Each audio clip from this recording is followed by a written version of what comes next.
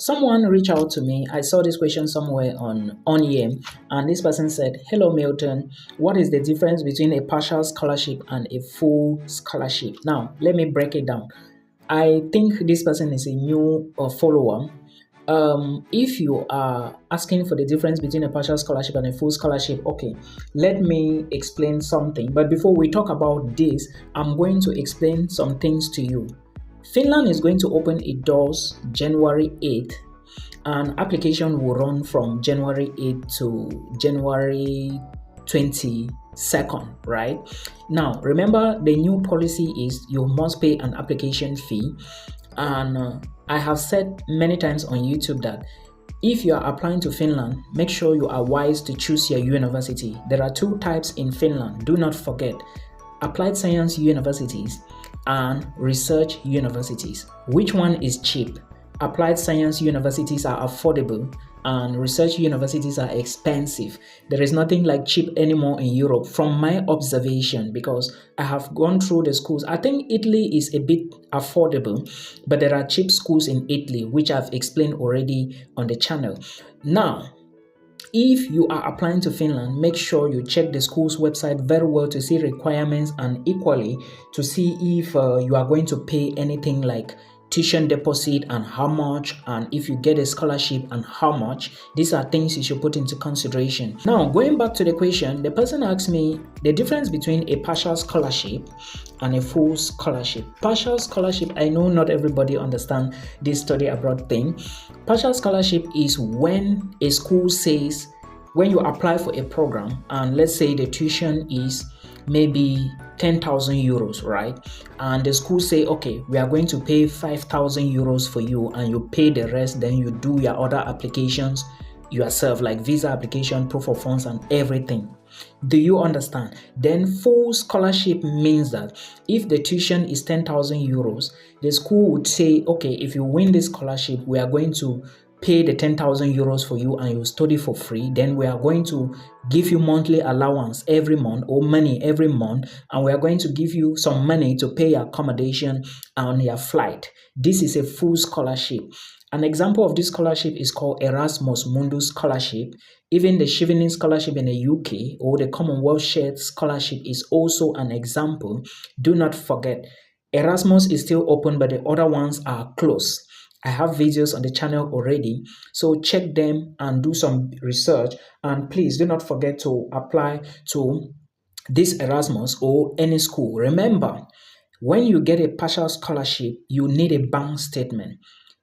But when you get a full scholarship, you don't need a bank statement. But remember, showing some small money in your bank account will also help the embassy to process your visa faster, because, of course, when you move abroad, you may not have that scholarship money given to you immediately. You need maybe like 3 weeks, 1 month, and therefore you need to pay accommodation and feed yourself before they grant you that money.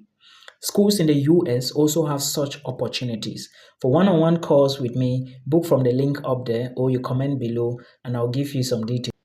Before I talk about this, these are countries if you want to move abroad in 2025. Take this video seriously I'm going to make now. Now, I will give you the countries, but before I give you the list of these countries you should focus on, I want to say one thing. Eat responsibly, drink responsibly, drink enough water, and do not forget what your goal is. Do not forget where you are coming from. This is the advice I can give you. Now, let's go further and talk about these countries in Europe you should pay attention to. These countries, I'm not just talking. I have people who applied for visas to these countries. The countries are 7. I will give you one at the end that admissions is going to open. And I think if you have the money, you can target the country, all right? The people who applied, I got a visa to the Netherlands. I know 5 other people who got a visa to the Netherlands. And I currently, as I'm talking to you, I know someone who is coming here after the new year to the Netherlands, and someone will also follow after him. The person following after him or coming after him is a she. The country number 1, the Netherlands. This country, visa rate is 99.99. As a student, if you are coming here as a student, or if you want to immigrate as an international student, consider the Netherlands, okay? Dutch visa or Dutch study visa is 99.99% guaranteed. You need to just have the money. I have explained already on my channel, right? So please go to my channel and make sure you watch the videos. Now, country number 2 is Lithuania. Lithuania does not have the standard that Netherlands and the other big countries in the EU have, but you need to understand that sometimes you need to look at your budget. You cannot have maybe 10 million or 5 million and you want to rush to the Netherlands, right? That money can carry you to Lithuania and other countries in the EU. So what you basically need to do is, if you have money for Lithuania, some people don't have. If you have and you think you are not doing anything in Cameroon or in Africa, why not? Apply for schools and move to Lithuania. There are schools in Lithuania that will not ask you for IELTS. You just need to do a little bit of research. Talk to people that are knowledgeable. Of course, if you want to talk to me, my link is up there. Book an appointment from that link and come to me, then we will talk on call. Thank you. Now, another country, if you have money, you should check it out, is Switzerland. I know 5 people in Switzerland right now as I'm talking to you. They moved September. They moved after me. When I came to the Netherlands, they went to Switzerland after me. And I still know somebody who just got admission. She reached out to me. And I know some other people who are applying right now. So please take a look at Switzerland. Remember, you need blocked account. Another country you should take a look at is Italy. And I think I know more than 6 people who went to Italy this September that just passed, and others are already doing their applications. So consider Italy. Spain is another country, but Cameroonians, the Spanish embassy in Yaoundé sometimes behave funny. Sometimes you will find appointments, sometimes you won't see appointments. So before applying to Spain, pay attention to appointment. Check very well to be sure.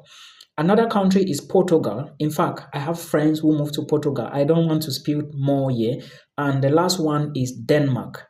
Consider these countries and do not joke with any of them if you have the money to fund any program in these countries. Because, of course, I understand the stress when it comes to visa application and you are not able to get money, or let me say you are not able to get the money to fund the visa or to able to even push the visa forward.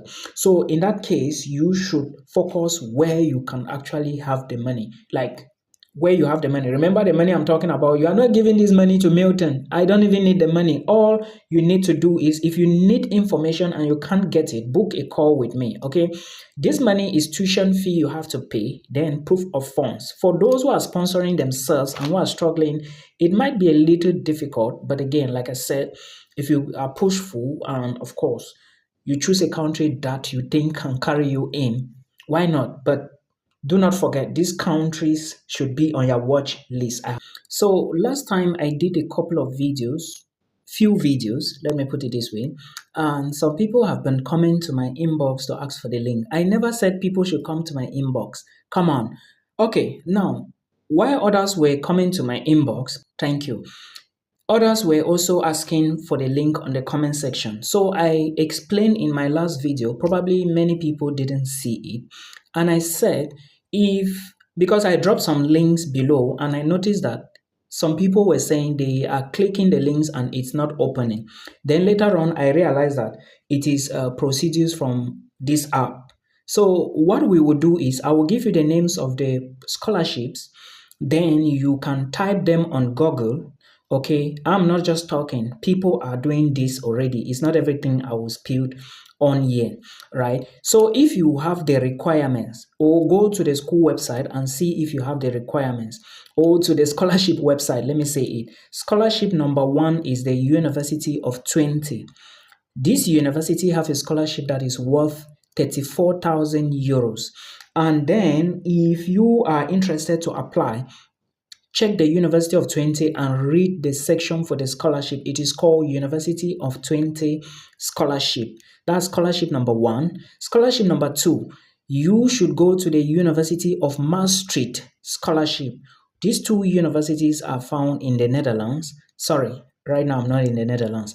They are found in the Netherlands, and on their website, the other scholarship is called University of Maastricht Scholarship. Go to this school's website. Check very well. In fact, When you check, you are going to see the list of the scholarships, the requirements to apply, what you need to do or how to apply for the scholarships, and which countries can apply for the scholarships. Pay attention to the University of Twente scholarship.